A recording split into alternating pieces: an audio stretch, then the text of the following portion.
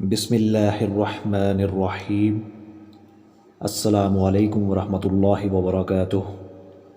اللہم صلی علی محمد وعلی آل محمد۔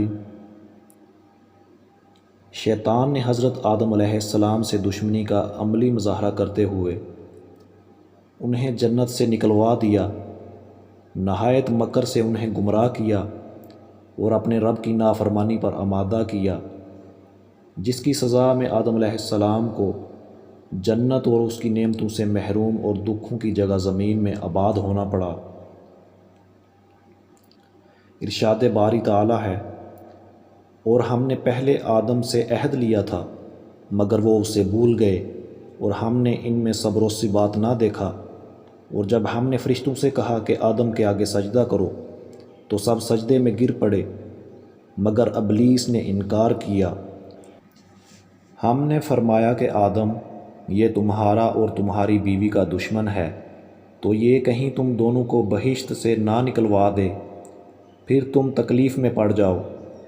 یہاں تم کو یہ آسائش ہوگی کہ نہ بھوکے رہو گے نہ ننگے، اور یہ کہ نہ پیاسے رہو اور نہ دھوپ کھاؤ۔ تو شیطان نے ان کے دل میں وسوسہ ڈالا اور کہا کہ آدم، بھلا میں تم کو ایسا درخت بتاؤں جو ہمیشہ کی زندگی کا ثمر دے اور ایسی بادشاہت کہ کبھی زائل نہ ہو۔ سو دونوں نے اس درخت کا پھل کھا لیا تو ان پر ان کی شرمگاہیں ظاہر ہو گئیں اور وہ اپنے بدنوں پر بہشت کے پتے چپکانے لگے۔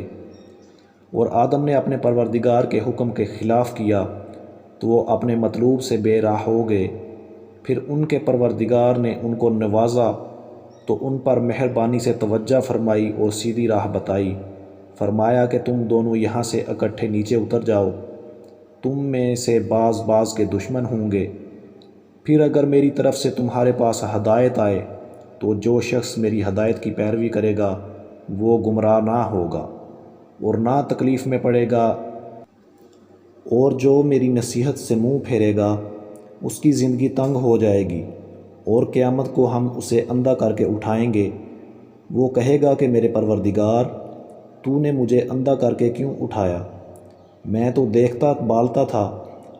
اللہ فرمائے گا کہ ایسا ہی چاہیے تھا، تیرے پاس ہماری آیتیں آئیں تو تو نے ان کو بلا دیا، اسی طرح آج تجھے بلا دیا جائے گا۔